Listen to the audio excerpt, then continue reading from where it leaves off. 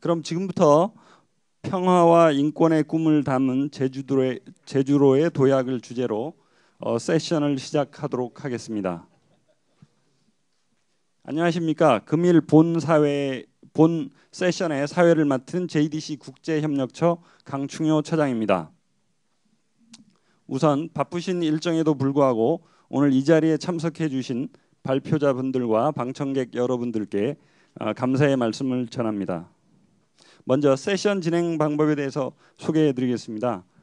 금일 발표자는 총 한 분이며 20분의 발표 시간이 주어지겠습니다. 이어 약 40분간의 토론을 거치고 15분간 질의응답 후 세션을 마무리할 예정입니다. 발표는 한국어로 진행되며 영어로 통역이 준비되어 있습니다. 한국어는 1번, 영어는 2번 채널입니다. 좌석에 놓여 있는 통역 리시버를 이용하여 적극 경청해 주시면 감사하겠습니다. 그럼 오늘 진행을 맡아 주실 좌장과 발표자 및 토론자 분들을 소개해 드리도록 하겠습니다. 먼저 이번 세션의 좌장과 발표를 맡아 주신 인하대학교 법학대학원 김윤혜 교수님 참석해 주셨습니다. 박수 부탁드립니다.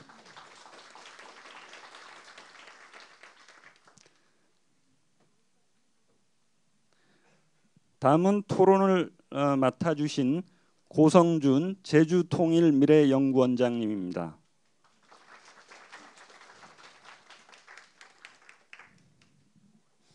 다음은 토론을 맡아 주신 양조훈 제주 4.3 평화재단 이사장님입니다. 다음은 토론을 맡아 주신 김남국 고려대 정치외교학과 교수님입니다. 마지막 토론자로 시나 폴슨 서울 유엔 인권사무소장님 참석해 주셨습니다.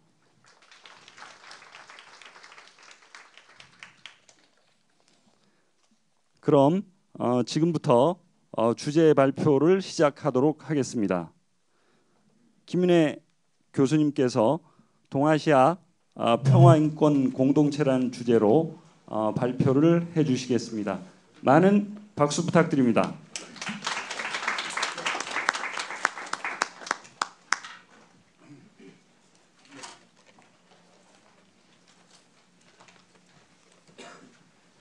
예, 방금 소개받은 김윤혜입니다.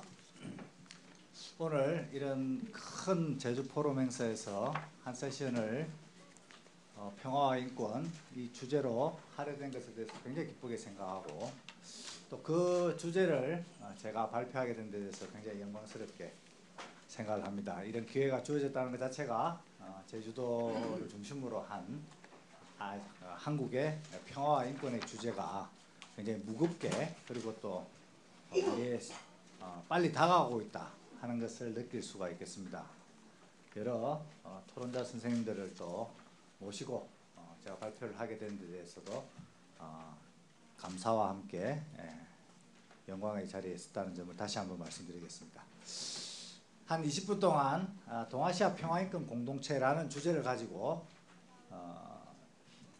조금 우리가 평화와 인권을 어떠한 형태로 구체화시킬 수 있을 것인가, 그리고 그 속에서 한국과 제주가 어떤 역할을 할 수 있는 것인가 라는 걸 좀 살펴보고자 합니다. 그 아시아 차원에서 발생하고 있는 모든 문제를 평화와 인권으로 다 해결할 수는 없지만 또 평화와 인권이 없다면은 아시아 차원에서 발생하는 많은 문제를 또 해결할 수 없는 것이 현실이기 때문에 여러 해결 방법, 방안 중에 하나로 이런 평화와 인권이라는 가치가 필요하다라는 것이 주된 요지입니다. 특히 경제적인 측면에서의 번영, 그다음 평화라는 측면에서의 안보 이런 것들이 계속 주장이 되고 있고, 최근에는 남북 간의 핵 문제를 포함한 그런 비핵 문제, 그다음 한일 간의 갈등 문제, 그다음에 미중 간의 갈등 문제 등이 겹치고 있는 이 시점에 있어서 그러한 기존의 안보나 또는 경제 중심의 공동체와 함께 이를 보좌하고 보완하는 형태의 평화와 인권 공동체가 필요하다라는 것을 살펴보고자 합니다. 한 20분 정도, 근데 한 3분은 까먹었으니까 17분 정도 남았습니다. 편안하게 들어주시면 감사하겠습니다. 네, 순서는 이렇게 되어 있습니다. 동아시아의 모순을 생각해 보면 5개 나라를 일단 생각해 볼 수가 있는데 한국, 북한, 일본, 중국, 대만 이렇게 일단 생각을 해보도록 하도록 하죠.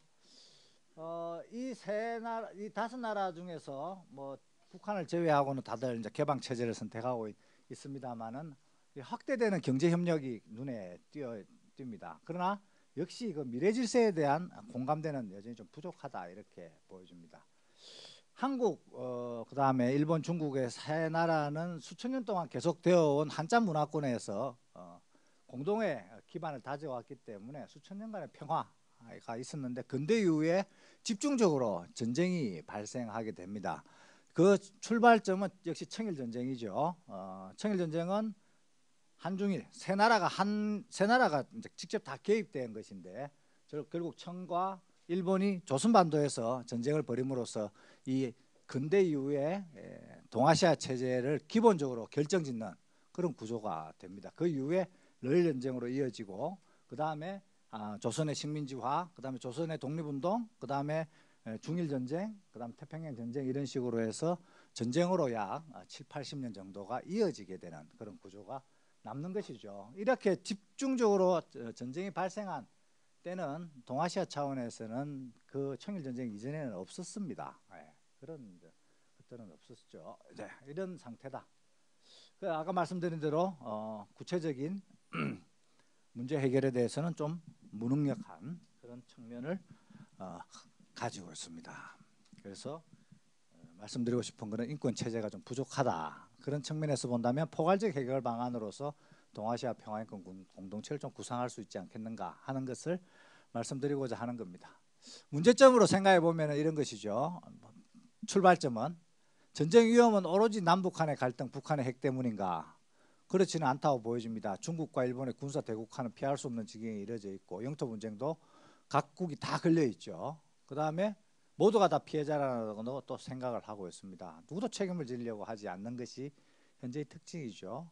비교적 간단한 과거사라고 할 수 있는 일본의 납치 문제라든가 위안부 문제들도 지금 해결하지 못하고 지금 10수년간 지금 휘청거리면서 발버둥을 치고 있는 실정입니다. 이런 문제는 어쨌든 빨리 해결을 해야 되는데 해결 능력이 부족한 것이죠.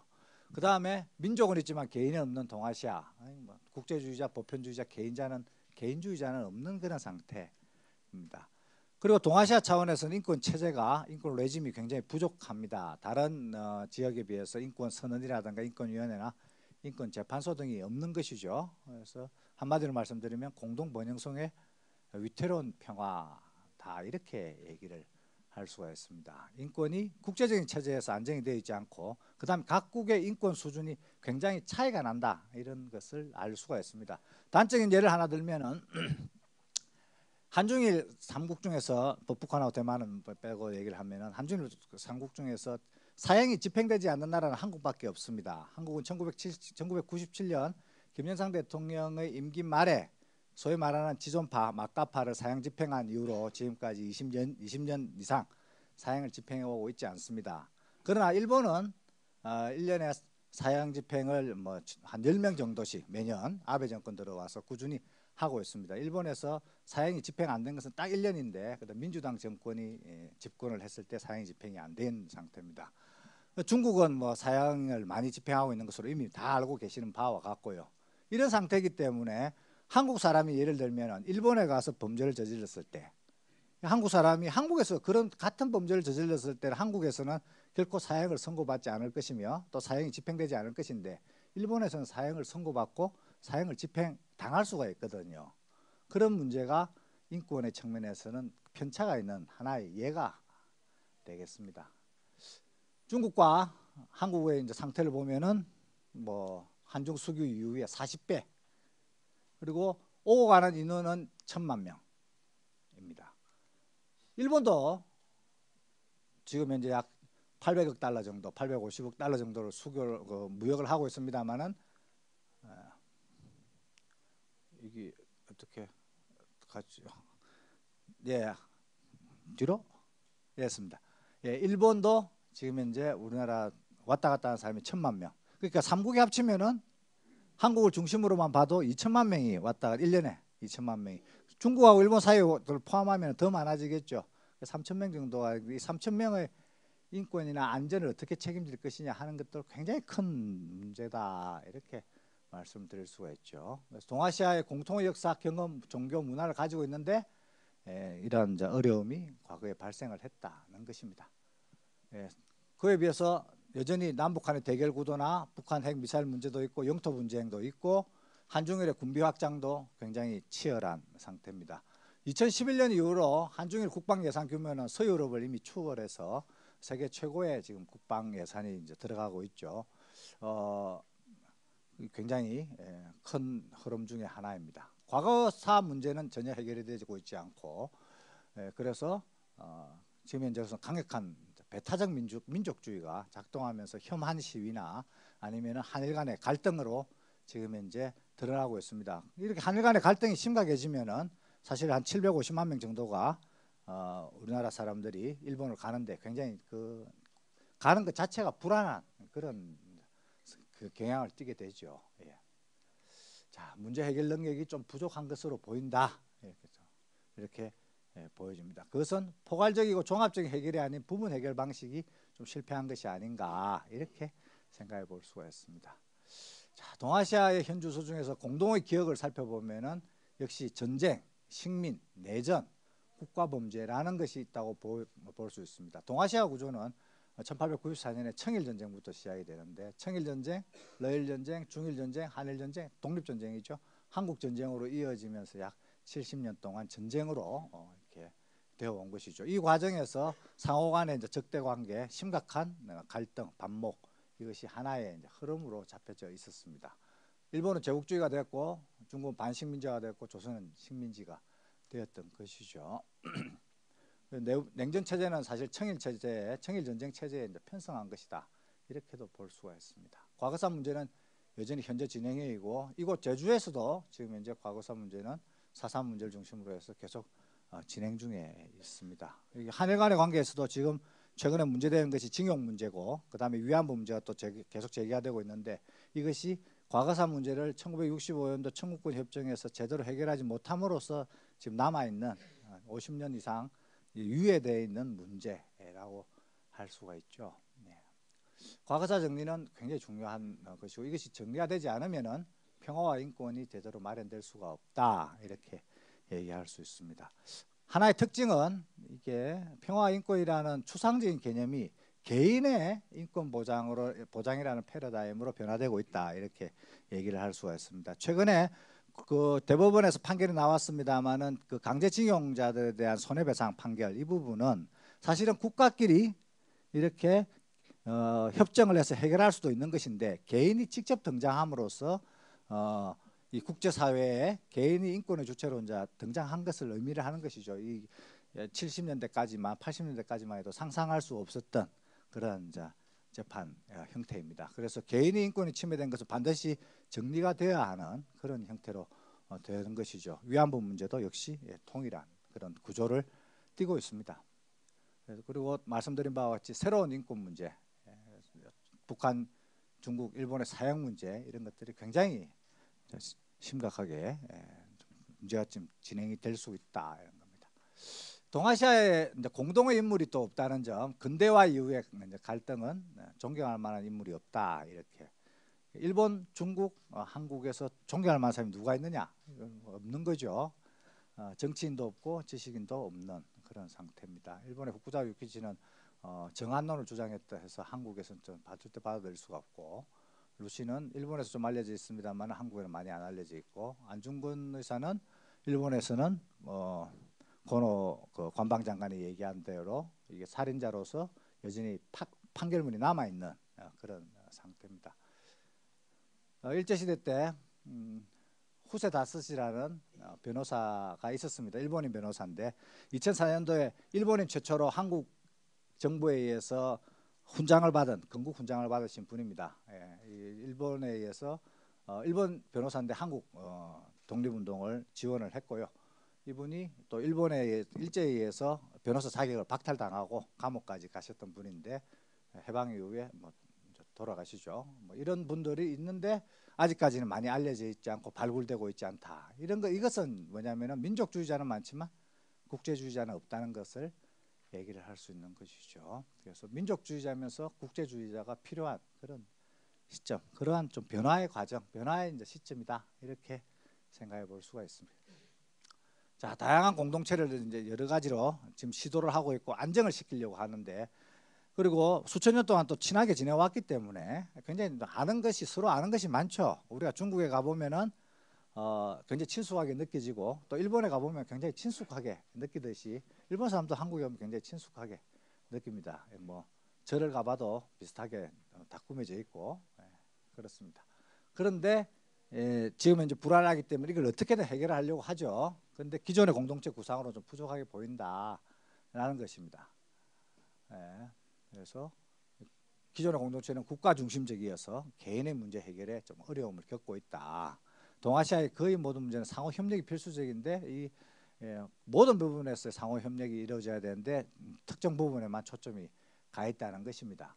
예를 들면은 안보 공동체 같은 경우에는 한미일 북중로 동맹의 대립이기 때문에 다른 문제를 해결하는데 굉장히 좀 어려움이 있죠. 그래서 전쟁 위험이 심화된다든가 북핵 문제 해결이라든가 전쟁 위험이 심화되는 문제가 있어서 북핵 문제 해결이나 과거 청산에 좀 한계를 가진다, 이렇게 얘기를 할 수가 있겠습니다. 결정적으로 이게 수많은 사람들이 오가는 과정에서 개인의 인권과 자유가 보장되지 못한다는 그런 측면이 있는 것이죠. 이 안보 공동체의 특징은 덩어리 대 덩어리로서 국가와 국가, 이 물리력을 갖춘 두 집단의 덩어리로서의 관계를 맺는 것이기 때문에 개인 하나하나의 인권이나 자유를 챙기지 못한다는 그런 측면이 있는 것입니다. 번영 공동체는 경제적 번영에 초점을 맞추는데 겉으로는 협력 강하지만 속으로는 좀 불만도 많고 무한 경쟁, 각국의 경제적 격차도 공동체 형성에 상당히 좀 한계가 있다, 이렇게 얘기를 할 수가 있겠습니다. 물론 한국은 중국이 최대의 무역 국가이긴 합니다만은 일단 그 과정에서도 끊임없이 상호 간의 무한 경쟁을 하고 있기 때문에 사실은 불황기에는 번영 공동체가 굉장히 흔들리는 그런 한계가 있는 것입니다. 그래서 이러한 또 그 노무현 대통령 이후에 만들어진 평화 번영 공동체, 햇볕 정책의 후속 프로그램인데, 요거는 안보 공동체에 종속되는 한계 등이 있어서 이러한 문제를 평화와 인권이라는 공동체를 한번 구상해봐서 이 평화 인권 공동체로 이걸 좀 보완을 해볼 필요가 있다 하는 것이 이번 발표의 주된 내용인 것이죠. 평화는 그 자체로 의미가 있다 얘기를 할 수 있습니다. 우리가 통일과 평화를 구분하지 않고 지내는 과정이었는데 통일이 되어야만이 평화가 되고 평화 과정이 통일이라고 생각했는데 이걸 좀 구분할 필요는 있다. 노무현 대통령의 구상이었고 문재인 대통령께서 지금 시도하고 있는 것이라고 보여집니다. 다만 평화를 위해서는 주권의 일부를 양도를 해야 하는 그런 문제가 있습니다. 왜냐하면은 상호간에 협정을 맺어버리면은 군사력을 이렇게 동원하겠다는 국가의 주권이 상대방하고 맺은 조약에 의해서 제약이 되는 거거든요. 그게 다국적 형태가 되면은 또 제약이 되는 것이고, 그래서 주권의 일부를 양도하는 형태가 되게 됩니다. 그래서 주권의 일부 형태가 양도해서 전 세계적으로 모여 있는 집단은 유엔인 거죠. 유엔이 전 세계 주권을 일부 조금씩 모아서 이 주권을 행사하고 있는 것입니다. 그 주권을 행사하는 게 이제 군사력 행사에서는 PKO와 같은 그런 이제 발전된 형태가 나오게 되는 것이죠. 그러지 않으면은 그거를 이제 도저히 군사 주권을 넘기지 못하겠다 하면은 미국처럼 단독으로 이라크 전쟁을 일으킨다든가 하는 단독 군사 작전으로 나타나게 되는데, 그것은 주권의 일부가 이제 양도 안 되는 그런 문제를 낳는 것이죠. 그렇기 때문에 평화가 위태로워지는 그런 문제가 발생하게 됩니다. 한국은 그래서 평화와 통일을 분리해서 이렇게 통일 구상과 독자성이 있다는 점을 인정하고 이제 평화 체제를 구축하는 것으로 지금 이제 초점을 맞추고 있고 실제로 그렇게 얘기를 하고 있습니다. 진행을 하고 있다고 지금 보여집니다. 그 수준이 지금 깊숙하게 들어가서 비핵화 문제까지 지금 얘기가 되고 있는 것이죠.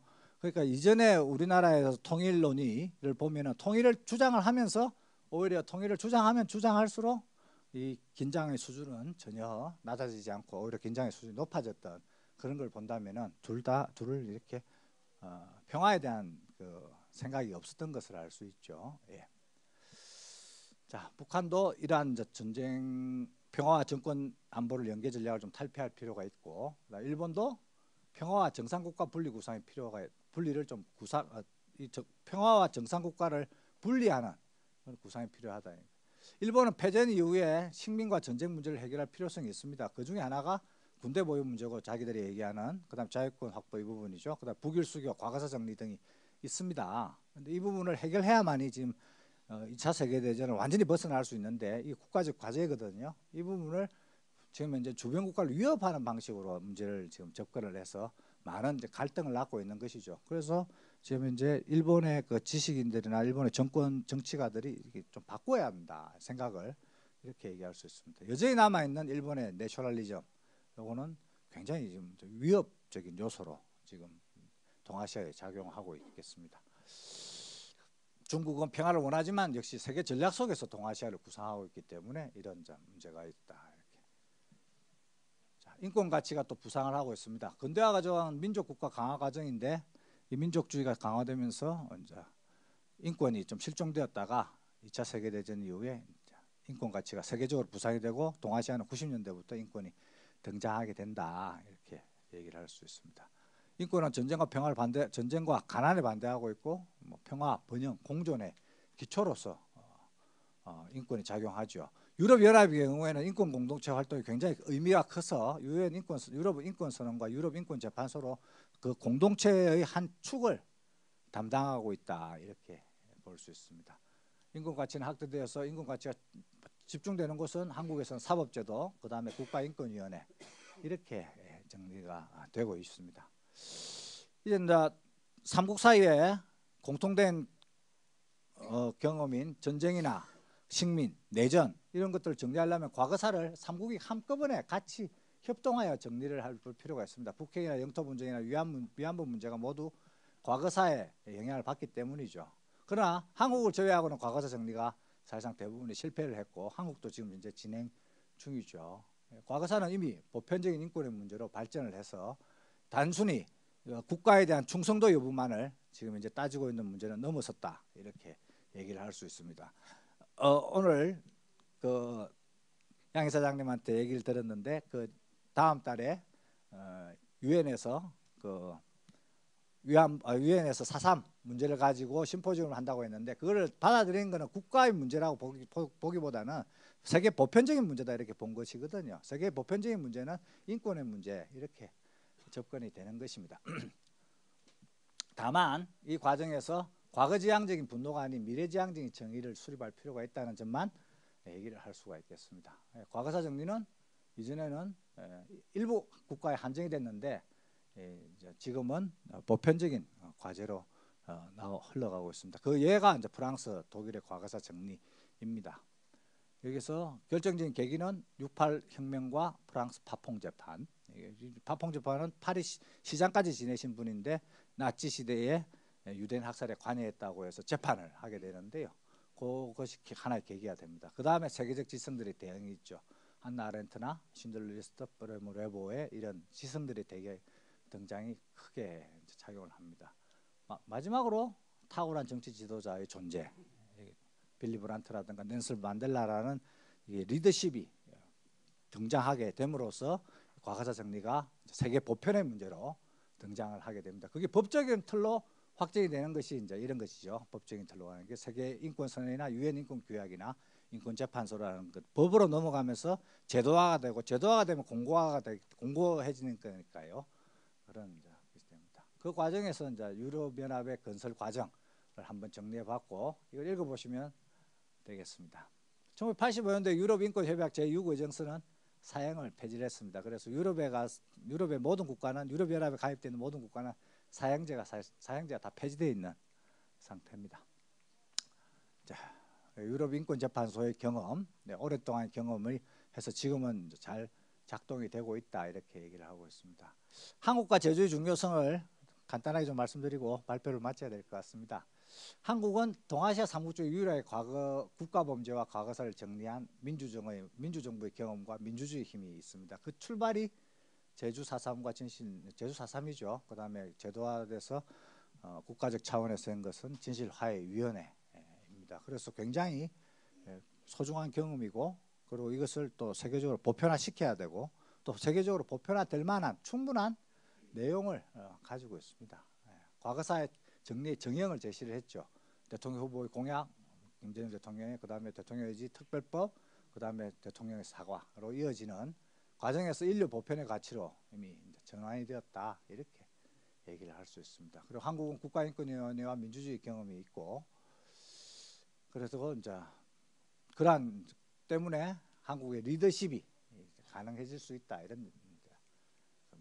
제주의 가치는 역시 국내적으로는 국가범죄 피해자고 국제적으로는 국제전략의 피해자이기 때문에 이 과정에서 제주의 가치를 좀 더 적극적으로 개발을 한 단계 더 업그레이드할 필요가 있는 것이다 이렇게 얘기할 수 있습니다. 과거사를 통한 화해와 평화, 인권 가치를 이게 이제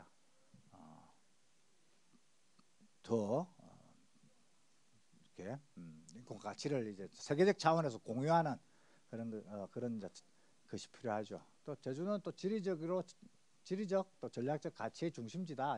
거의 지중해 이제 몰타라는 섬이 있는데 이 전략적 요충지거든요. 2차 세계 때 보면은 그 몰타를 누가 점령하느냐에 따라서 지중해 전 지역을 다 점령할 수 있기 때문에 그 자그마한 섬에 수많은 폭격과 수많은 이제 사람들이 상륙 작전이 있었는데 제주도가 딱 그 정도의 위치에 딱 있다. 동아시아 차원에서 이렇게 얘기를 할 수가 있습니다.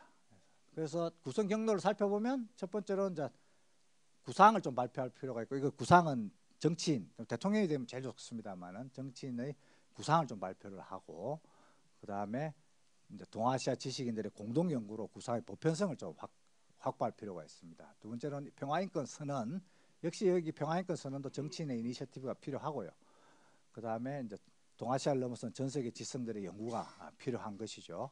그 다음에 평화인권 포럼을 열고, 그 다음 마지막으로는 이제 평화인권위원회, 그 다음에 또 인권재판소의 형태로 제주에서 이게 이런 것들이 정착될 수 있도록 해야 되겠습니다. 이렇게 되면 어떻게 되냐면 제도화되는 것이기 때문에 국제적인 제도화가 되기 때문에 굉장히 이제 안정적인 틀로 들어가게 되는 것입니다. 네 번째 단계가 종국적인 단계가 되겠습니다만, 그래서 일단 단기, 중기, 장기의 목표를 설정을 해야 되는데 뭐 지나친 장기 목표는 아시다시피 정책이 아니라 사기이기 때문에 딱 이렇게 계획에 맞춰서 하셔야 되겠습니다.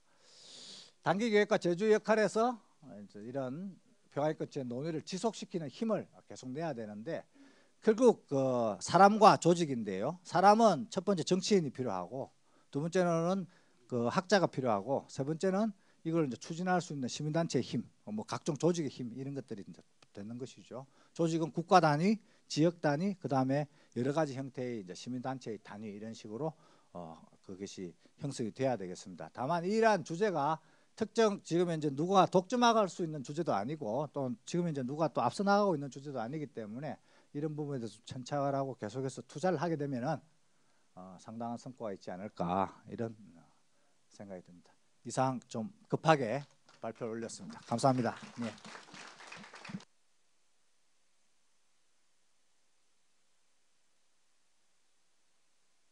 김은혜 교수님 발표 감사드립니다. 동아시아 인권 관련 현안, 그리고 동아시아의 평화와 인권을 선도하기 위한 제주의 역할에 관해 좋은 말씀해 주신 김은혜 교수님께 다시 한번 큰 박수를 부탁드립니다. 그럼 지금부터 본격적인 토론을 시작하도록 하겠습니다. 지금부터는 김인회 좌장님의 주제로 평화와 인권의 꿈을 담은 제주례회 도약 세션을 시작하겠습니다. 그럼 김인회 교수님께 토론 진행을 부탁드립니다. 감사합니다. 예, 또다시 마이크를 잡은 김인회입니다. 예.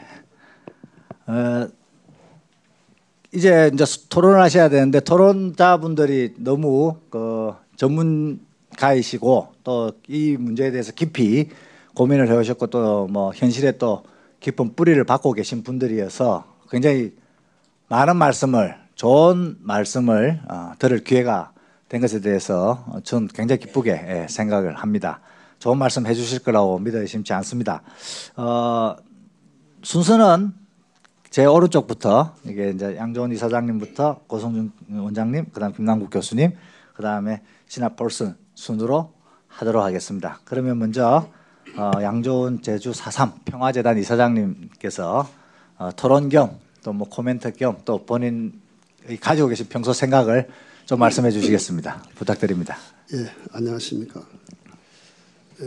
2005년도에 제주도가 세계 평화의 섬으로 이제 지정이 됐죠. 그때 그 미국 CNN 여자 기자가 인터뷰한 내용이 상당히 인상적이어서 지금도 기억에 남습니다. 그녀는 왜 제주도가 평화의 섬으로 선포하는지 그 이유를 처음에 몰랐다는 겁니다. 그런데 제주도에 와서 그 4.3이라는 역사를 알고 난 다음부터 제주도는 세계 평화의 섬으로 선포할 권리가 있다, 이렇게 생각을 했다는 겁니다. 사실은 평화의 섬이 선포할 때 세 가지 키워드가 있었죠. 첫째는 산무정신 개선, 그리고 4.3의 비극을 화해와 상생으로 이제 승하는 것, 그리고 세 번째가 이제 정상 외교 정신에 이어받는 것이었어요. 그런데 그동안 제주 포럼을 비롯해서 그 세계 평화의 섬 어떤 추진 전략이랄까요? 어떤 행사들이 그 세 번째 그 정상 외교 쪽에 기울어졌다고 이런 생각이 들었어요. 그 왜 그럴까? 사실은 이 업무를 맡고 있는 그 담당하는 부서가 외교부 산하에 있는 기관이다 보니까 국제 정치에 좀 치중하지 않았나 이런 생각이 들었죠. 사실은 4.3을 치유한다는 것은 4.3의 평화 정신은 4.3의 치유뿐만 아니라 그 파괴된 그 제주도의 공동체를 복원하는 그런 거하고도 연결이 됐거든요. 그러니까 평화의 섬을 선포한 첫 번째, 두 번째에 그 항목이 이제 포함되는 것이죠. 근데 최근에 그나마 이렇게 4.3이 이렇게 논의되는 것에 대해서는 상당히 다행스럽게 생각하고 앞으로 좀 더 강조돼야겠다, 이렇게 말씀을 드릴 수가 있겠습니다.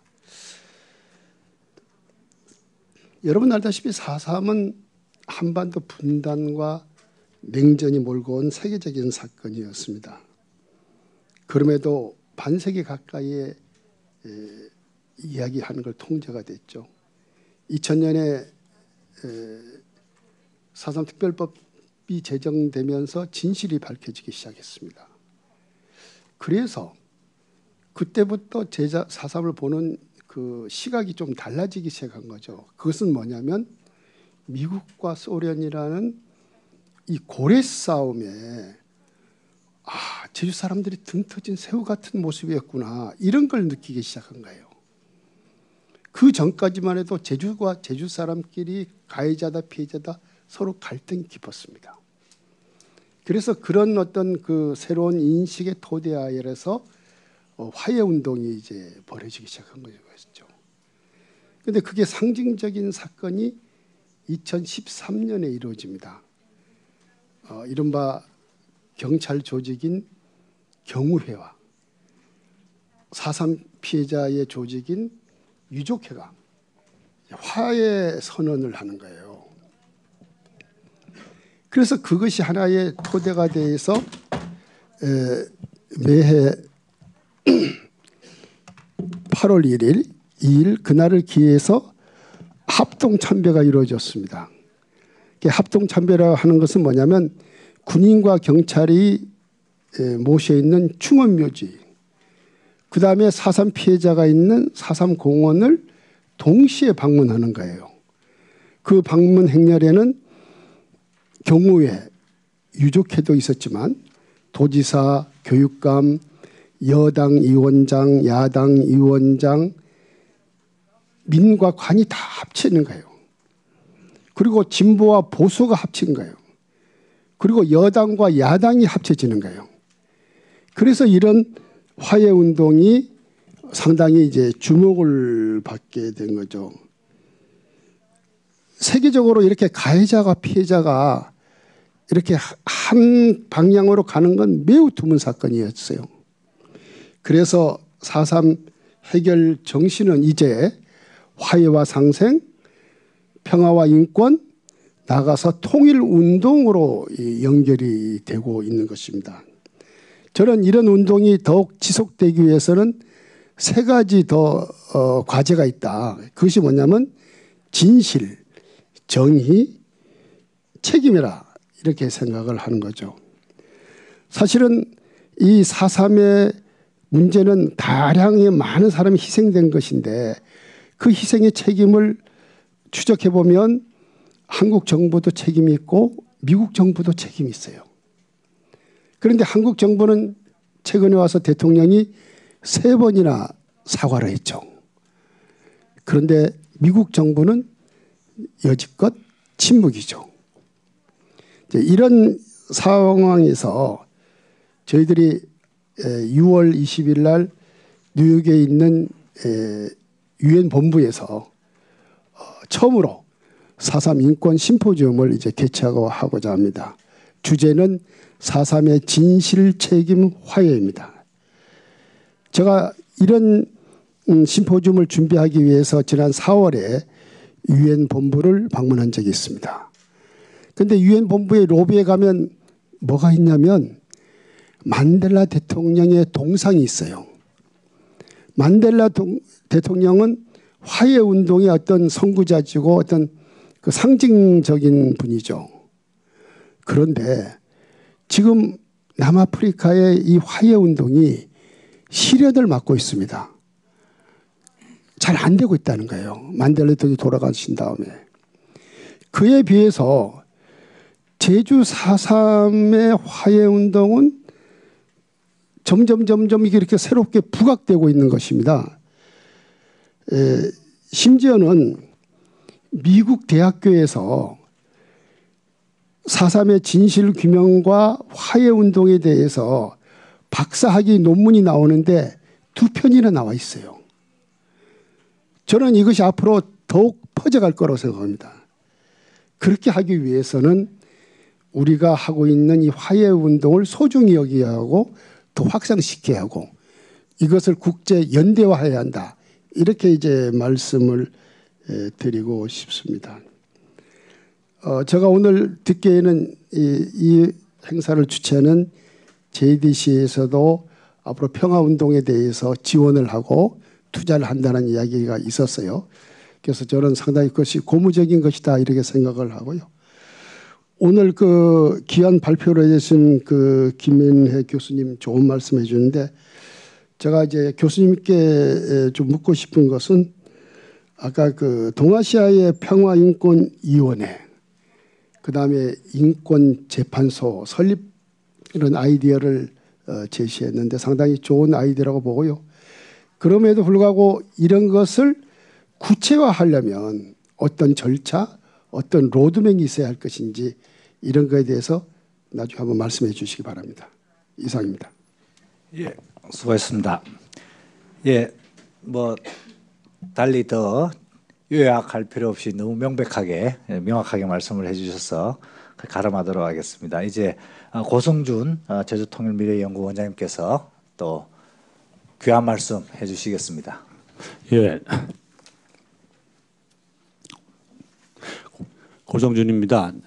저는 오늘 대주제, 그러니까 평화와 인권의 꿈을 담은 제주의 도약, 이런 그 주제 속에서 임 교수님은 좀 더 구체적인 것으로 이제 마지막에 이제 아시아 인권 재판소의 제주 유치라는 말씀까지 하셨는데, 저는 그 전 단계로 제주가 평화 또 인권의 어떤 중심지 역할을 해 나가는데 제가 관심 있는 분야의 부분들을 좀 말씀드리고 JDC가 또 어떤 역할을 거기에 할 수 있는가 하는 얘기를 좀 드릴까 합니다. 우선 저희가 아까 우리 양재원 이사장님이 2005년에 세계 평화의 섬이 됐다. 국가로부터 지정을 받았다. 이런 말씀도 했고 이젠 다 제주는 세계 평화의 섬이라는 그 브랜드를 갖고 있는데 어떻든 세계 평화의 섬으로 완성된 것도 아니고 제주 안에도 많은 갈등도 있고 또 평화의 섬으로서 이 지역 국가 뭐 지역 우리 한반도 문제 이런 속에 그 갈등을 또 우리가 해결해야 될 문제도 있습니다. 근데 저의 관심은 어떻든 우리가 세계 평화의 섬으로 이제 계속 발전해 나가는 데 있어서 중요한 것 중에 하나는 우리 한반도가 갖고 있는 문제, 이 분단의 국복, 남북한의 대결, 이 구도의 청산, 또 북한이 바르게 발전되어가는 모습에 제주가 기여하는 것, 이게 굉장히 중요한 기본일 거다 하는 생각을 갖습니다. 그래서 오늘은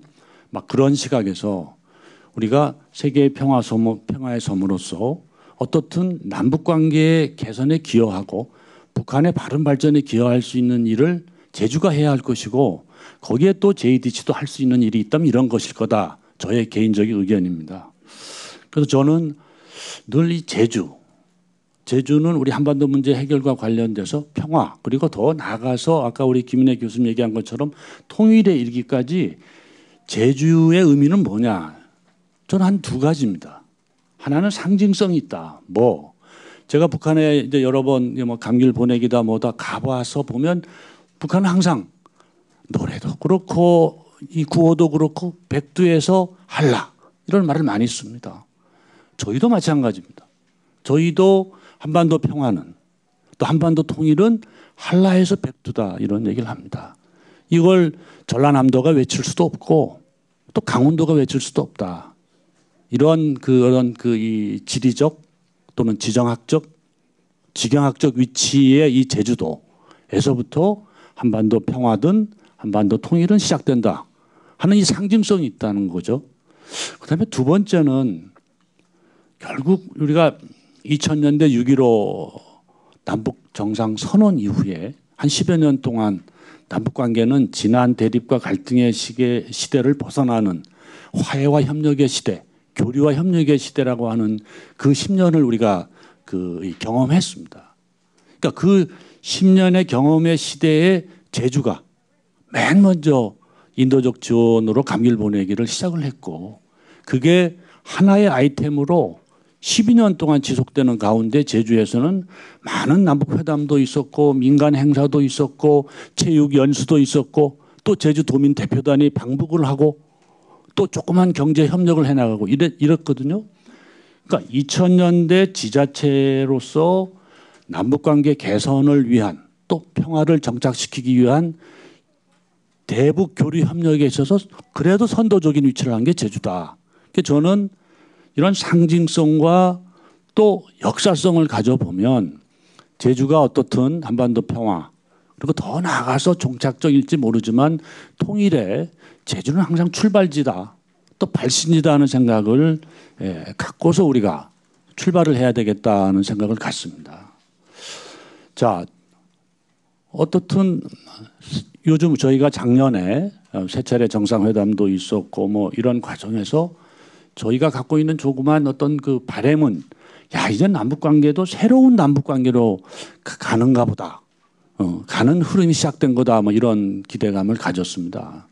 그리고 그 기대감이 정상회담 또는 이 남북 간의 대화의 과정 속에서 결국은 우리는 북한이 뭘 원하고 있는가 하는 생각 이런 것들도 좀 일부 가져볼 수도 있었습니다.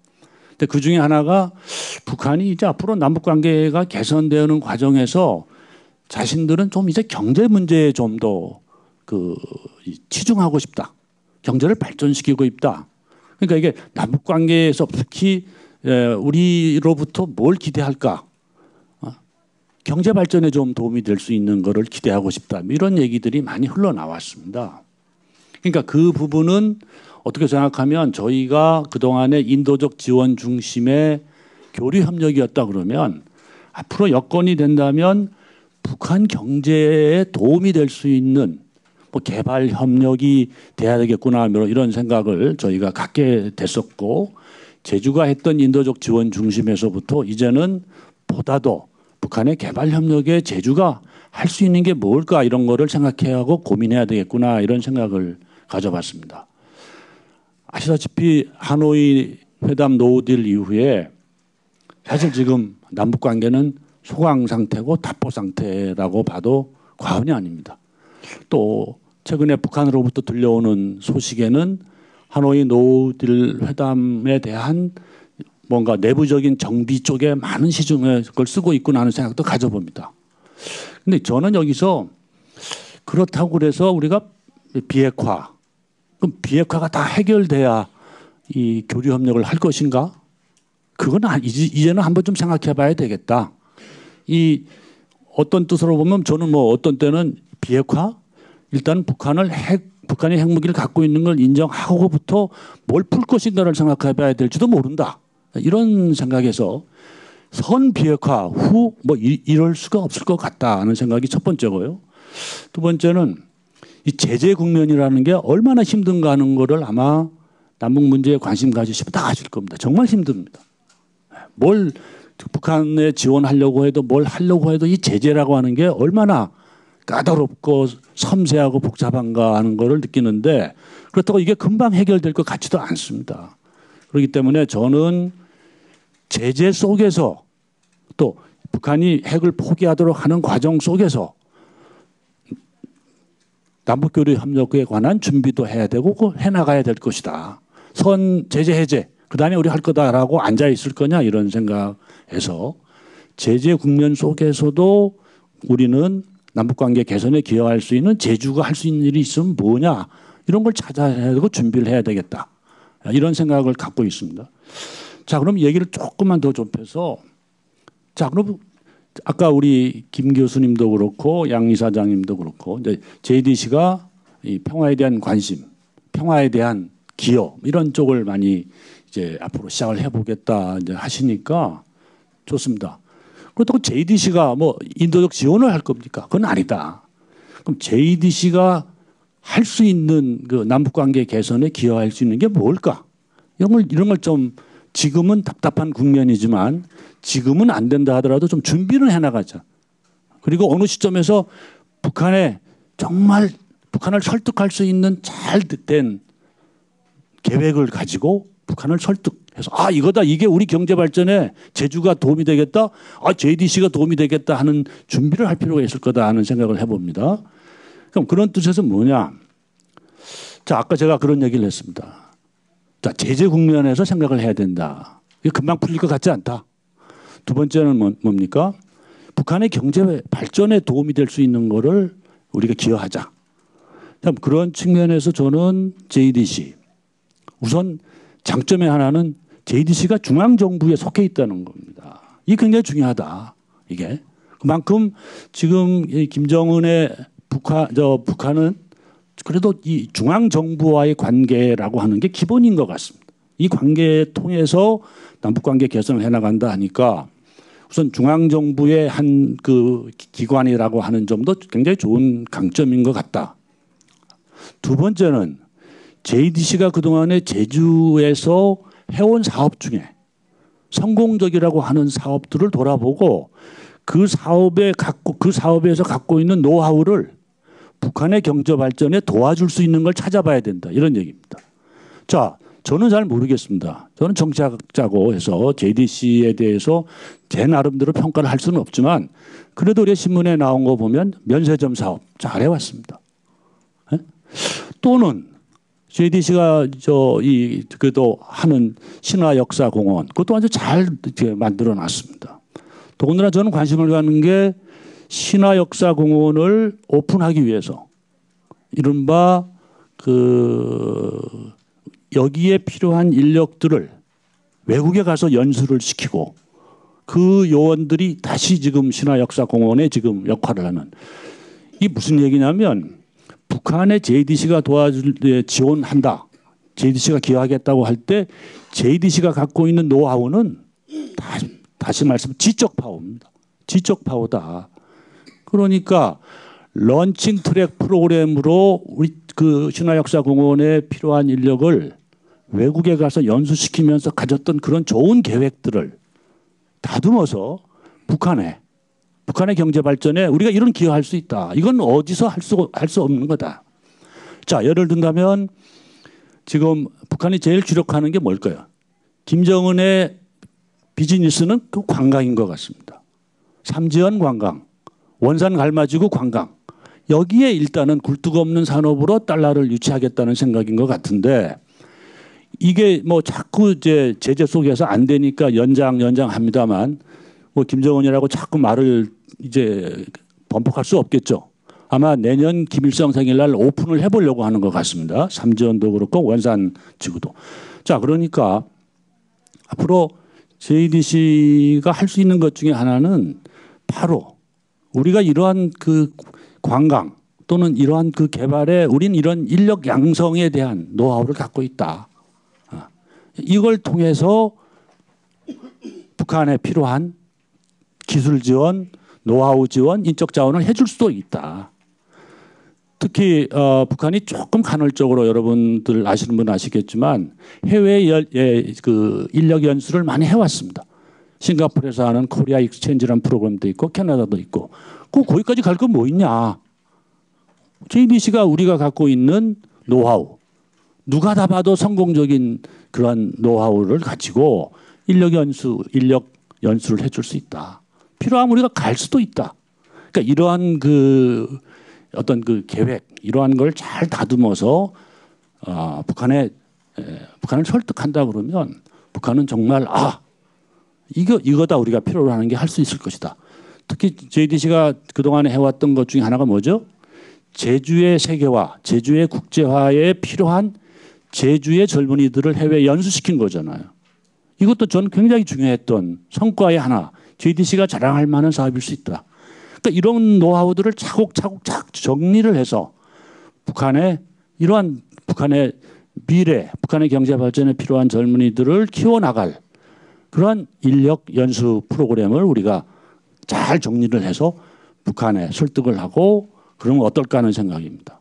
자, 그럼 그런 잘 다듬는 계획이 설득력 있는 계획을 다듬는 것도 중요하고 두 번째는 뭐죠? 설득을 해야죠. 그러니까 JDC 경영진이 북한을 가서 우리가 이런 지원을 해줄 수 있다라고 하는 이게 우선 필요할 것 같고요. 그 다음에 뭐죠? 불러드려야죠. 와서 봐라. 신화역사공원을 보여주고 면세점을 보여주고 이러한 그 일을 필요로 이렇게 해서 합의가 되고 약속이 되면 그런 걸 통해서 북한 경제에 기여하고 남과 북의 만남에 기여하고 남과 북의 교류에 기여하고 그게 제주에서 시작되는 한반도 평화의 또 다른 발신이다. 저는 이렇게 생각을 해봅니다. 그래서 다시 말씀드리면 어떻든 저는 세계 평화의 섬 그 기본은 제주가 남북관계 개선에 남북의 화해 협력에 기여해야 된다. 이게 그냥 기본이다. 이게. 그러니까 그 기본에 JDC가 할 수 있는 일이 뭘까? 저는 이렇게 보면 상당히 JDC가 해야 할 일이 적지 않다. 그래서 이런 준비를 해나가면 어떨까 이런 생각입니다. 예, 고맙습니다. 예, 감사합니다.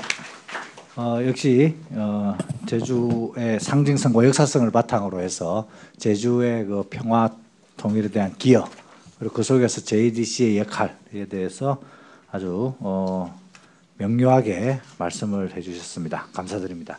이제 김남국 고려대 정치외교학과 교수님을 모시고 주로 국제적인 얘기를 하시겠습니다만은 더 귀중한 말씀 듣도록 하겠습니다. 예, 감사드립니다. 예, 고맙습니다. 고려대학교 정치외교학과의 김남국 교수라고 합니다.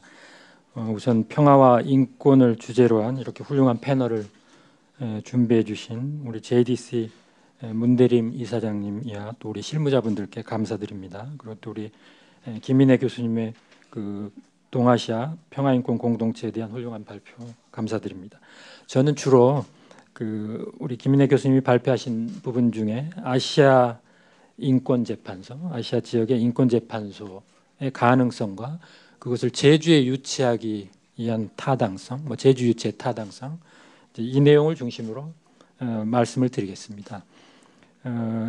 저는 오랫동안 그 정치학을 공부하면서 이제 논문도 쓰고 뭐 이 주제로 칼럼도 쓰고 그랬습니다만, 그러니까 아시아 인권재판소의 가능성에 대해서요. 사실 그 지역 인권재판소는 유럽의 경우에는 유럽 인권재판소는 1959년에 이미 설립이 됐고요. 미주 인권재판소는 1979년, 아프리카 인권재판소 같은 경우는 2006년에 이미 지역을 포괄하는 인권재판소가 이제 설립해서 운영이 됐었습니다. 그러니까 아시아 지역 전체를 대표하는 인권재판소가 없는 건데요. 아시아에는 이게 이제 세계에서 유일한 지역이 되겠습니다. 아시아 인권재판소가 그럼 왜 설립이 안 됐냐? 물론 뭐 사람들은 전 세계 인구의 약 60%, 44억 명의 사람들이 아시아에 거주하고, 그러니까 지리적으로 광범위하고 문화적인 다양성이 있고, 또 국가가 뭐 많은 국가가 경제적으로 빈부 뭐 격차가 큰 경우도 있고, 또 권위주의적 정부가 집권하고 있는 뭐 현실들도 있고 뭐 이렇습니다. 그런데 더 근본적인 이유는 아시아의 지역 통합 수준하고도 관련이 있을 거예요. 그러니까 유럽의 경우는 1949년에 출범한 유럽 평의회가 주관해서 1950년에 유럽 인권 협약을 채택했고, 이에 근거해서 59년에 재판소를 설립을 했습니다. 그런데 아시아는 아직 그 지역 인권 협약, 그러니까 아시아 인권 협약을 채택할 수 있는 과정을 밟질 못했고, 또 그에 근거한 재판소 설립을 아직 시도를 못한 거죠. 그리고 이제 더 나아가서 아시아 지역 통합의 수준이라는 게 중국과 일본의 패권 경쟁 속에서 미국에 의한 내부적인 균형이 유지되고 있죠. 그래서 영내 국가들은 상호간 위계 질서 없이 각자 자율성을 갖는 무정부 상태를 선호하면서 구속력을 갖는 공동기구 설립을 위한 양보와 상황 변경을 선택하지 않고 있는 그런 이제 경우들이 있습니다. 이 속에서도요, 우리가 아시아 인권재판소의 설립에 세 가지 가능한 경로를 생각해 볼 수 있어요. 뭐 제가 지금 세 가지를 말씀드릴 텐데, 여기에 계신 특히 이제 젊은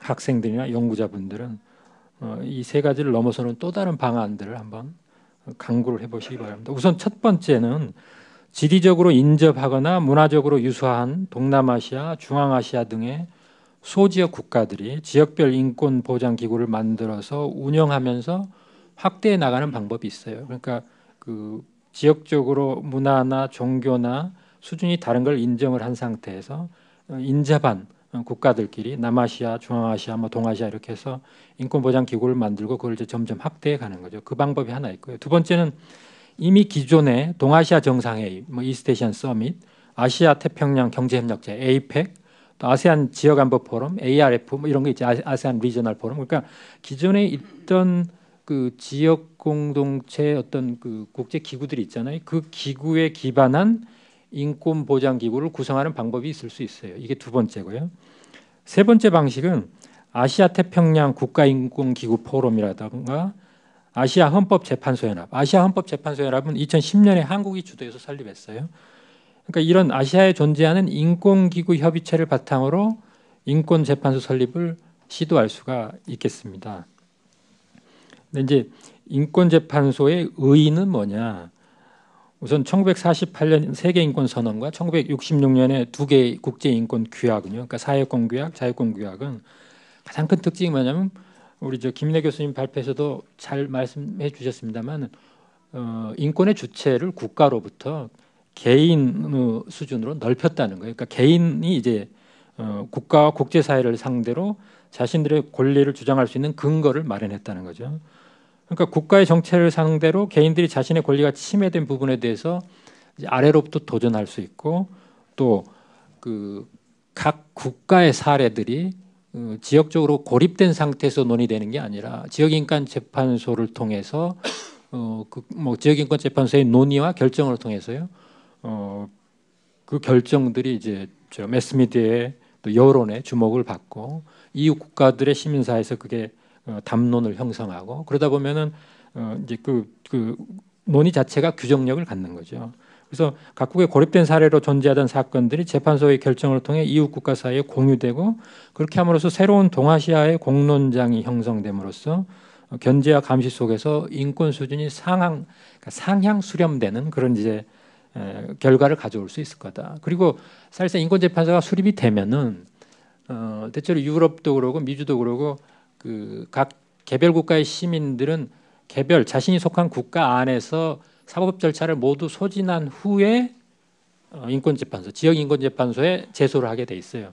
그러니까 이건 어떤 또 그 규정력을 가져오냐면은 각 개별 국가, 지역에 있는 각 개별 국가의 사법 절차를 훨씬 더 빠르고 그러니까 신속하고 투명하게 진행되도록 강제하는 역할을 해요.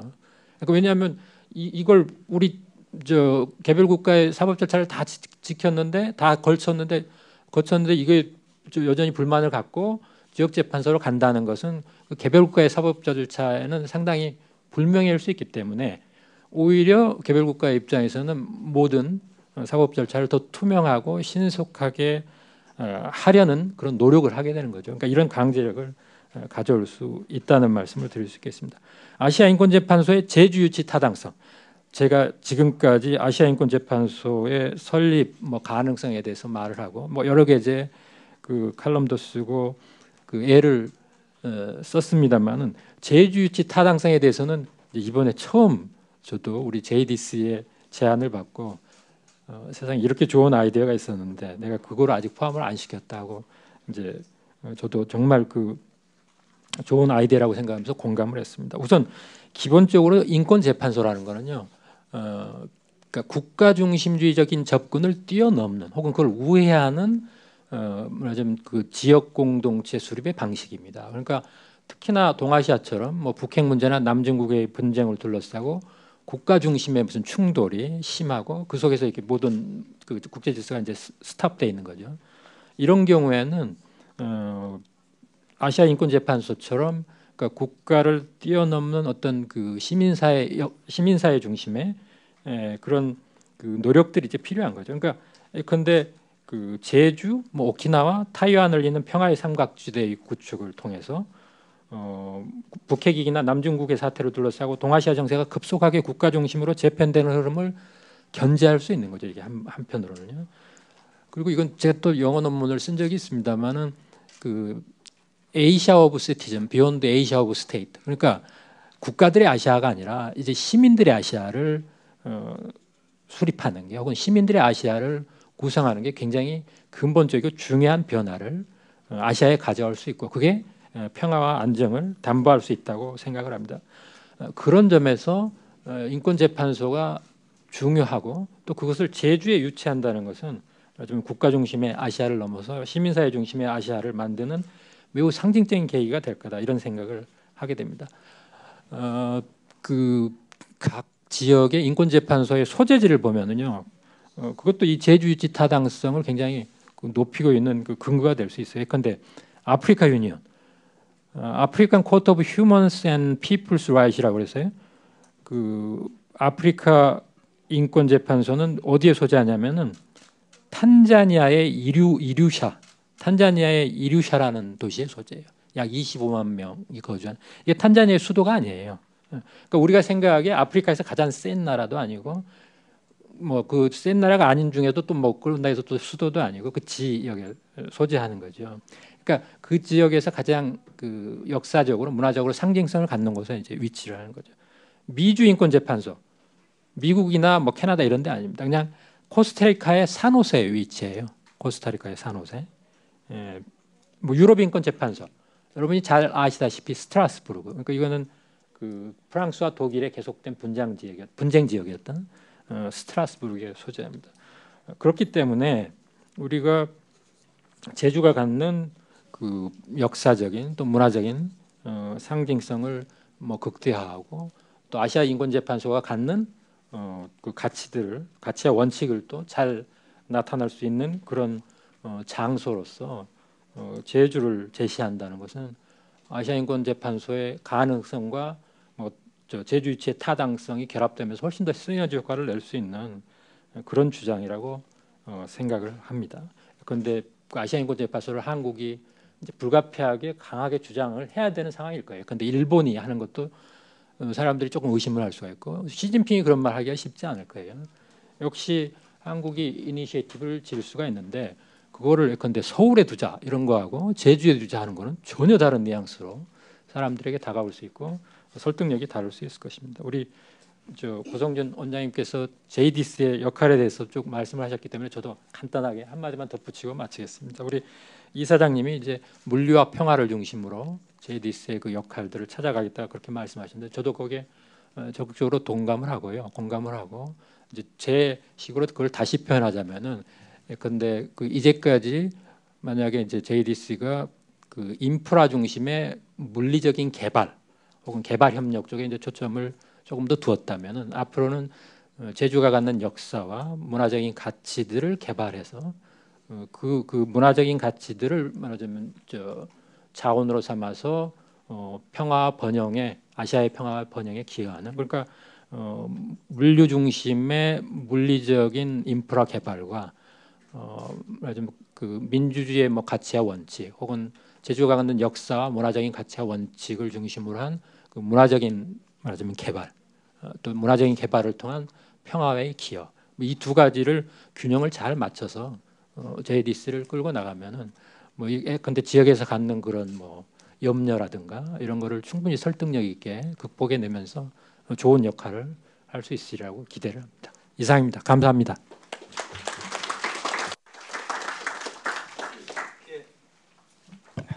김 교수님 감사합니다. 그 세계적인 차원에서의 인권재판소의 사례 그리고 그 속에서 아시아의 인권재판소의 가능성 그리고 그 가능성과 제주의 결합에 대해서 말씀을 해주셨습니다. 귀한 말씀 감사드립니다. 원래 제주 포럼이 그 인터내셔널한 국제회의인데 여기까지만 들으면 막 마치 국내 회의인 것처럼 이렇게 이제 생각이 드는데 이제 드디어 국제회의임을 증명할 수 있는 기회가 왔습니다. 그래서 시나 폴슨 세계 유엔인권 사무소장님께서 발표를 해주실 텐데요. 국제회의임을 우리가 상기하는 의미에서 큰 박수로 한번 환영을 표하도록 하겠습니다.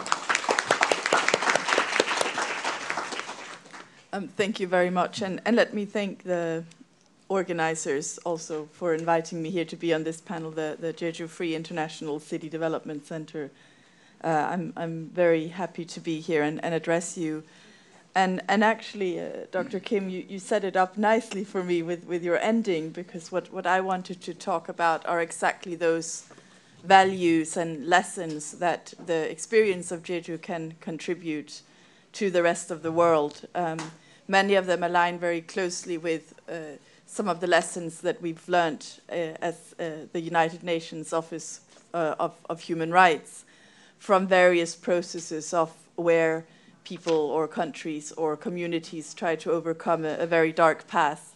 So I wanted to draw some of those out and talk about how maybe also we can link that to the Korean Peninsula and even to North Korea as we look forward. But first of all, I was intrigued by the title of this seminar, Leaping to a Society of Human Rights and Peace. First of all, because it allows us to look at the experience in a positive light. As human rights people, very often we end up talking about the negative, but this actually is an invitation to talk about what can be some of the positive outcomes. But secondly, because in my experience, and I think in experiences from around the world, leaping is a wish and a hope, but in reality, change takes a long time and it's a gradual process and rarely a straight line forward, often one that experiences setbacks. And I think Jeju has also experienced setbacks in its long process to move to where it is today. But has nevertheless overcome and is probably stronger for it, in fact. So those are some of the things I wanted to draw on from the tragedy of 4/3. So the organization I work for within the United Nations, the Human Rights Office, takes the lead on what we call, in human rights language, transitional justice. And from this, we have looked at many different contexts around the world and the different set of tools that have been developed to overcome the past. These can include truth commissions, they can include reparations, institutional reform, apologies, someone already mentioned, guarantees of non-repetition for the victims, and also things like peace parks or memorialization of what happens.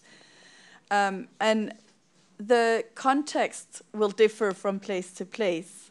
So which tools you choose where is a bit context specific, but we see many of them indeed applied here in Jeju as a good practice measures. And I think it's very important for the international community that this is used as an example of how tools can be pulled together to come to a stage of peace. Now, having said that, of course, peace can be an outcome, but it's perhaps also a process where we never quite meet the end. So while we have reached on Jeju a state of what we consider largely peace and prosperity and harmony, it's an ongoing process, and that's why it's very important that we have organizations like the Foundation that continue the research, that look at new areas that haven't been explored yet. What's the role of women in this conflict? What are the aspects we've missed so far? There's always going to be more to uncover, especially in large-scale atrocities like the one we are talking about. One of the lessons we've also learned from around the world, and which I think is very pertinent in the Jeju context, is how important it is that victims and their families and survivors are at the center of any kind of efforts that we make. In Jeju, of course, it took decades for victims to bring out what has happened, and it's only because they were so persistent and so brave and overcome these many challenges that the truth is where it is today, and we have a better understanding. So victims hold a critical role in all of these processes and must be at the center, often much more than governments do. It's often the victims and the civil society that has to convince the government to come around and to move forward. And this includes victims groups that have traditionally been marginalized. So not all victims are the same. Listening to children's voices, listening to women's voices, persons with disabilities, all of those groups can be included in processes. Another important lesson as we look at the past of Jeju, of course, is that these processes are often very influenced by the broader existing social and political realities and economic realities for that sake.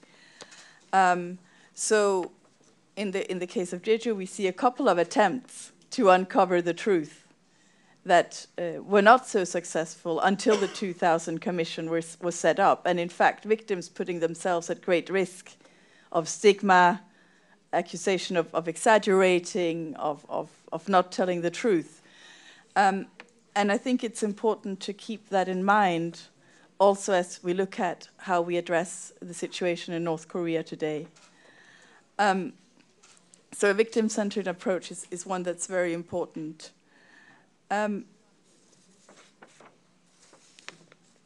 The office in Seoul that I work for now is documenting and talking to and recording and saving testimonies from people who have arrived to South Korea from North Korea.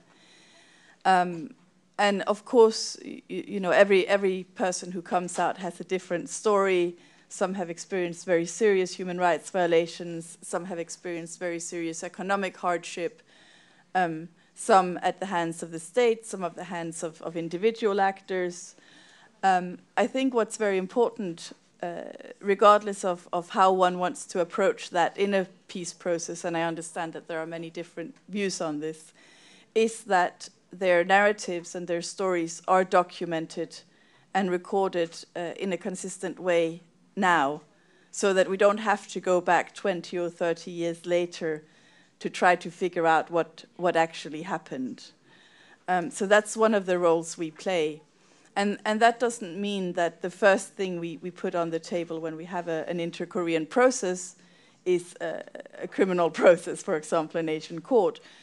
It means that when we address North Korea, for example, we need to be very honest, I think, and aware of who it is we address. So intergovernmental talks, which are now ongoing and of course is a necessity, could perhaps be also supplemented by talks at different levels. And Jeju has a great role to play here too. I think, yes, it's indeed an advantage that you're a government institution, but it's also an advantage that you may be able to operate through people-to-people contact, because those contacts are also very important.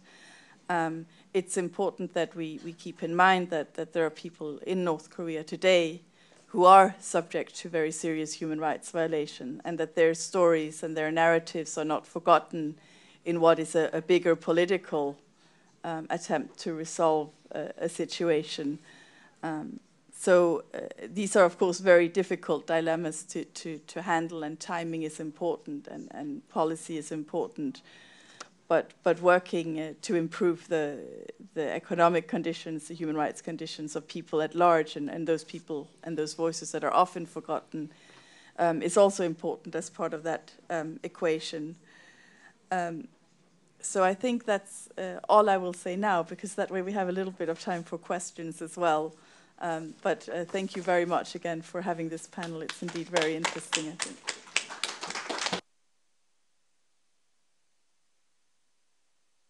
Thank you. 예, 감사합니다. 네 분의 아주 소중한 말씀을 들었습니다. 명확하고 또 간결하게 발표를 해주셨습니다. 이제 플로어에서 발표나 또 토론 중에서 궁금하신 내용 또는 코멘트 하실 내용 또는 뭐 반대 의견 등 의견이 있으시면 한 3분 정도 발언하실 수가 있겠습니다. 시간 관계상 더 많이 받으면 좋겠습니다만은. 예.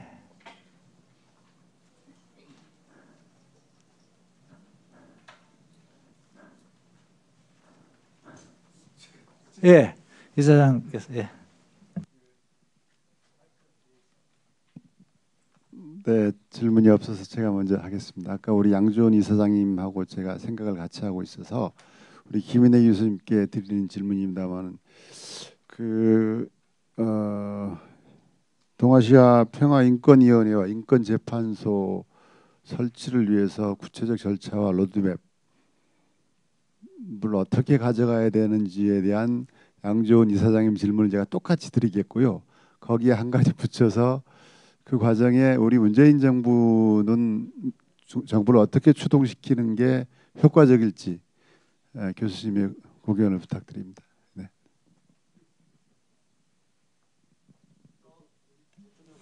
예. 예. 저쪽에 마이크. 예.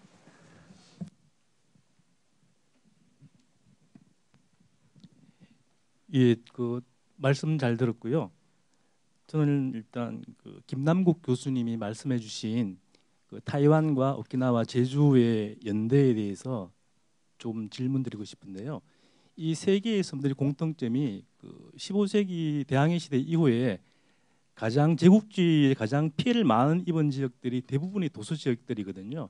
특히 아시아로 들어올 경우에는 아까 교수님께서 말씀하신 타이완 같은 경우에는 동학농민혁명 이후에 청일전쟁이 일어났고 청일전쟁 해결 과정에서 본인 의도와 상관없이 타이완이 일제 점거되어 버렸거든요.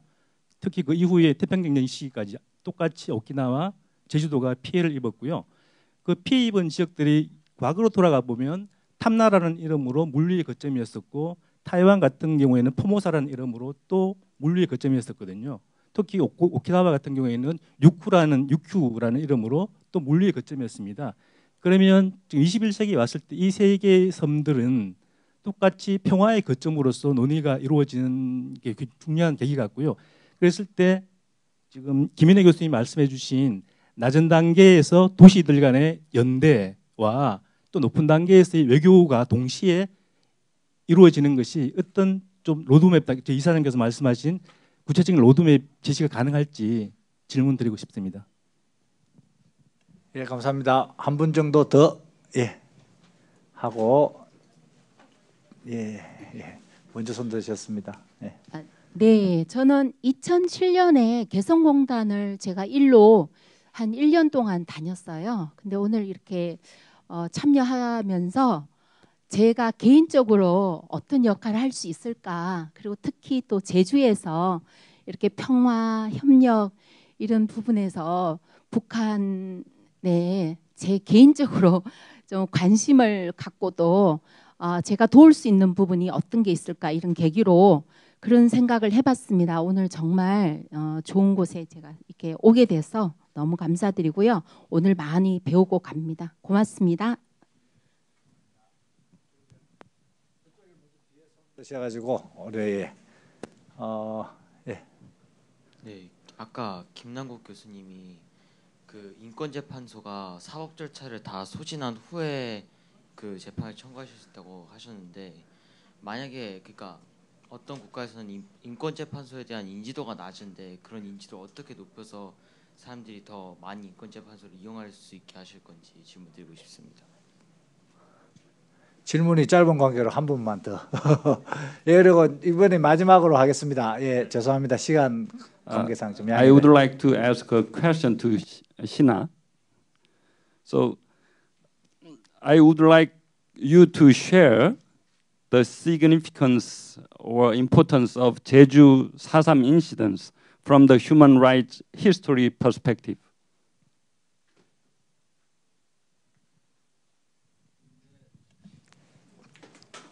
이제 시간 관계상 저희들이 이제 마무리를 해야 될 것 같습니다. 먼저 질문이 좀 간단한데 김 교수님께서 간단한 질문 먼저.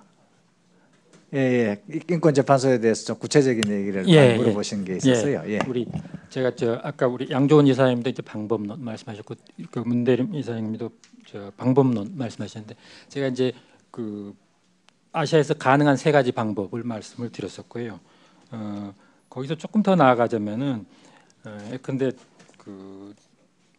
뭐 전부 연결되는 이야기인데, 맨 처음에 했던 말씀이 이제 타이완, 오키나와, 제주, 그러니까 포모사, 류쿠, 탐나로 대항해 시대 이후 제국주의 세력 확장 속에서의 피해지였고, 동시에 물리의 거점이었고, 그러나 이제 평화의 거점이 돼야 되고, 그래서 도시들 간의 연대가 필요한데, 사실 이거는 제주에 유치하기 위한 아시아 인권재판소의 그 프로젝트하고도 연관이 되는 거죠. 그러니까 제주만 알리고 강조해서는 부족한 부분들이 분명히 있는 거예요. 그걸로는 충분하지 않고요. 비슷한 역사와 경험을 갖는 이 지역의, 이 리전의, 동아시아 리전의 다른 지역들과 그 경험을 공유하면서 그 상징적인 자원들을 키워나갈 필요가 있는 거죠. 연대할 필요가 있는 거죠. 그 연대는 그러니까 그 아래서부터 바텀업의 방식도 물론 중요하지만, 마찬가지로 또 그 탑다운 방식하고 같이 만나야 되는 거죠. 만나야 되는 거고요. 그래서 그 바텀업으로만 반드시 무슨 시민사회 주도로만 이게 가능할 거다, 그런 말씀을 드리는 건 아니고요. 마찬가지로 국가의 노력과 시민사회의 노력들이 필요할 거고, 그 1.5 세력을 예컨대 JDC의 노력들도 충분한 매개를 할 수 있을 거고요. 그런데 이제 아시아 같은 경우는 뭐 too much state centered approach, 소파. 그래서 국가들 간의 그 부딪힘 속에서 이렇게 딱 상황 자체가 이제 멈춰 있는 상황에서는 오히려 1.5 혹은 뭐 1.5 정도의 그 기구로서 JDC가 역할을 할 수가 있고, 마찬가지로 시민사회가 이제 역할을 할 수가 있는 거죠. 예컨대 이 경우에는 미주 인권재판소를 보면은요, 미국하고 캐나다는 참여를 안 하고 있어요. 35개 국가 중에 한 25개는 참여하는데, 대표적으로 미국하고 캐나다는 참여를 안 하는데, 미국은 왜 안 했냐? 1969년에 미주 인권협약을 채택을 할 때 미국도 사인을 했어요. 그렇지만 그걸 의회의 비준은 안 받은 거예요.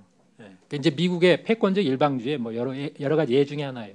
뭐 미국은 유엔 해안 협약 같은 경우도 뭐 비준을 안 했고, 뭐 인터내셔널 크리미널 것도 뭐 국제 형사재판소 같은 데도 가입을 안 했고, 또 뭐 파리 기후 협약 같은 경우는 뭐 탈퇴를 했죠, 트럼프가. 그래서 파리 기후 협약 같은 경우는 탈퇴한 오직 2 나라가 시리아하고 미국이에요. 그러니까 그건 이제 미국이 그렇게 하는데요. 미국 없이도 그냥 민주재판소는 79년에 이미 출범을 한 거죠. 캐나다는 왜 안 했냐? 캐나다는 자국이 그 헌법으로 근데 생명에 대한 존중을 말하면서 동시에 낙태권을 보장을 하고 있어요. 근데 미주 인권 협약은 라틴 아메리카 국가들이 많이 주도를 하는 그 분위기 속에서 라틴 아메리카가 카톨릭 국가들이 많잖아요. 그래서 그 낙태의 권리, 그러니까 생명에 대한 존중을 협약에 굉장히 분명히 명시를 해놨어요. 그래서 이제 캐나다 같은 경우는 그 가입을 했을 때 자기들의 헌법에 보장된 그 낙태의 권리하고 이게 부딪힐 경우에를 우려해서 가입을 안 하고 있는 경우가 있어요. 그러니까 우리 같은 경우도요. 반드시 뭐 중국도 다 넣고 이렇게 해서 출범해야 되냐 그렇게 생각할 필요는 없어요. 그냥 먼저 출범할 수 있어요. 그리고 그 먼저 출범한 다음에 여러 가지 뭐 가능성을 두고 그 사건의 결정들과 그 결정을 둘러싸는 동아시아 공론장의 형성과 뭐 그 속에서 중국의 압박도 될 수 있고 중국이 또 발전하면 추후에 뭐 또 가입할 수도 있고요.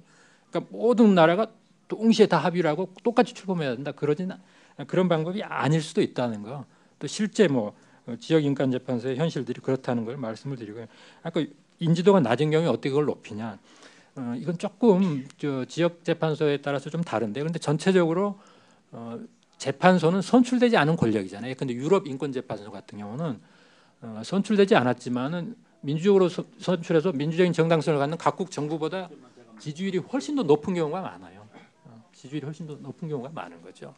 그러니까 반드시 그런 거를 이제 염려할 필요는 없고 그 제도적인 정당성을 통해서 인권재판소가 영향력을 확대해가는 것은 매우 긍정적으로 볼 수 있고 그 부분에서 시민들의 참여도 이제 점점 늘어갈 거다. 뭐 이런 식으로 말씀을 드리겠습니다. 예, 감사합니다. 예, 그 지금 Gina Paulson answer the question shortly.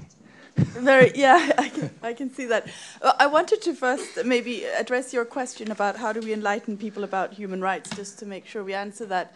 I think there are many ways, and I think schools and universities is one place where we should definitely start that process, so human rights education in schools. And it's not so much about memorizing declarations, it's more about understanding the principles. So ingraining that in the education system is important, of course, but also to understand that while there is a legal system that applies, many of the human rights principles can be discussed in other ways, such as in committees through the Universal Periodic Review, which is a process that every country goes through every 4 years. So these are some of the ways we enlighten people about human rights. So thank you for that question. On the second question, I mean, of course, from a historical perspective, Jeju uprising and Sasam incident was very important also in the broader democracy movement within Korea. So we must not forget that bigger perspective. But beyond that, I would say globally, looking at where Jeju is now and where it's come from and the many difficult steps that were taken, is a contribution that Jeju can make, not only in relation to Asia, but actually looking beyond even to countries that are going through transitional justice processes now, having those connections between descendants of victims and so on and so forth. But we have very short time, so I'll finish here. 예, 고원장님께서 마지막 말씀 주시고. 아까 개성공단에서 1년을 계셨다는 말씀해 주셨는데 굉장히 소중한 경험을 갖고 계신 것 같습니다. 왜냐하면 저는 앞으로 이 남북관계 개선을 해나가는데 제주가 뭐 JDC가 이런 경우에 기본이 뭐냐면 북한을 바르게 알아야 된다는 얘기입니다. 저희가 북한이 이렇게 원하겠지? 북한이 이거 필요로 하겠지? 사실은 그건 훨씬 지지난 신의 얘기다. 그러니까 북한에서 1년 동안 계시면서 북한 사람들이 어떤 생각을 갖고 있고 북한이 뭐가 필요로 하고 이런 거를 잘 겪으셨기 때문에 뭐 JDC가 앞으로 이제 그런 대북 사업을 이제 추진할 때 그 경험, 그 생각들을 굉장히 공유해야 될 것 같은 생각이 듭니다. 예, 감사합니다. 예. 이사장님 뭐 한 말씀. 예. 저희가 교육 시스템 관계가 있어서 저희들 그 4.3 평화 운동 이런 것들을 좀 널리 알리기 위해서 지금 작년부터 전국 교사 10,000명을 대상으로 10년간 4.3 연수를 지금 시도하고 있습니다. 무슨 말이냐면 1년에 1,000명씩 제주도에 초청해서요. 뭐 강의도 하고 현장도 돌아보고 있는 운동. 그래서 1,000명씩 교원이 연수가 돼서 10년이 되면 10,000명. 그러면 교사 한 사람이 30명씩의 학생에 영향을 미친다면 이거는 300명에 대한 영향을 미친 거 아닌가. 그런 운동을 전개하고 있다는 말씀을 드립니다. 예, 질의응답 시간이 끝났습니다. 아주 생산적이고 좋은 내용인 것 같습니다. 저한테 질의가 있어서 말씀을 드리자면은 질문을 좀 바꿔보겠습니다. 로드맵 이러는데 이러한 인권재판소라든가 평화위원회라든가 이런 것들을 가능하게 할 힘은 어디에 있는가 이렇게 이제 생각해 볼 수가 있습니다. 첫 번째는 이 한 나라 수준을 뛰어넘는 거대한 경험이 있어야 된다고 봅니다. 유럽 같은 경우에는 2차 세계대전이라는 참혹한 인권 침해를 겪었는데요. 그런 경험과 그다음에 민주주의에 대한 확고한 공통의 경험이 좀 필요합니다. 우리로 대입을 해보자면 과거사의 정리라는 시대의 과제를 한국만이 아니라 일본도 같이 하는 그런 작업이 필요한 것이죠. 그리고 그것을 가능하게 하는 민주주의의 경험이 공유화돼야 된다고 생각을 합니다. 민주주의에 대한 경험이. 한국만이 과거사 정리를 어느 정도 해냈던 이유는 민주정부가 2차례, 3차례 들어서면서 사실은 가능해진 것이기 때문이죠. 두 번째 큰 요소는 가장 결정적인 것이라고 할 수도 있는데 이러한 구상을 가지고 큰 틀에서 접근하는 정치적인 스케일이 필요합니다. 남아공 얘기를 하셨습니다만 만델라가 계실 때와 안 계실 때의 지금 과거사 정리가 완전히 판이하게 다르다고 얘기를 하는데요. 만델라 대통령은 감옥에 있을 때부터 굉장히 포용적인 인물이었다고 알려져 있지 않습니까? 백인 간수들하고 사이좋게 지냈고 심지어 네덜란드인들, 네덜란드 후예들의 영어도 독특한 영어인데 그 영어도 따로 배웠다고 얘기를 할 정도로 친화력이 있고 그다음에 소통 능력도 가지고 계셨고 그다음에 미래지향적인 전망을 가지고 계셨죠. 그러니까 그런 것들이 가능해진다 이렇게 봅니다. 그래서 확고한 그런 정치적 스케일, 담보하는 정치가의 비전 제시 이런 것들이 필요하고 그것이 당장 나오기는 어렵다고 보일 수도 있지만 차곡차곡 좀 준비를 해오시는 분들 중에서 그게 나온다 이렇게 생각을 합니다.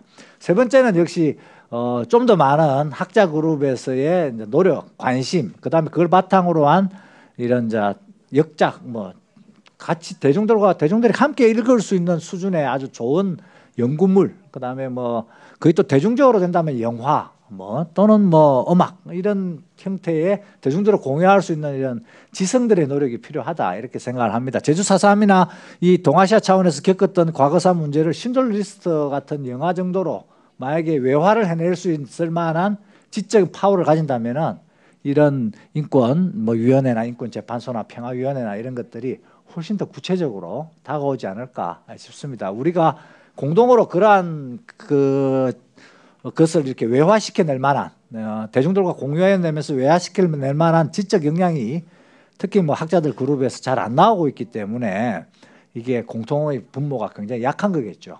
그런 세계적인 유명한 베스트셀러라든가 유명한 영화 이런 것들이 없다는 것이 사실은 안타까운 현실이죠. 그러니까 그러한 지적 역량 이렇게 세 가지를 말씀드리고 싶습니다. 그래서 결국 거대한 경험, 그다음 두 번째 정치적 스케일, 그다음 세 번째는 지적 역량 이 세 가지가 갖춰지면 자연스럽게 로드맵은 나올 걸로 보여집니다. 예. 그렇게 질문을 가름하고자 합니다. 오늘 약간 시간을 오버하면서까지 너무나 재미있고 또 흥미진진한 그런 내용 토론이 이어졌습니다. 굉장히 중요한 토론이었고 저는 여기서 또 발표하게 돼서 굉장히 감사드리고 또 토론자분들도 수고를 하셨습니다. 제일 많은 수고를 하신 분은 역시 우리는 재밌습니다만 꼭 재밌었다고는 장담할 수가 없는 그런 또 토론을 끝까지 들어주신 여기 청중들이 제일 수고를 하셨겠죠. 우리 모두를 위해서 박수 치면서 마치도록 하겠습니다.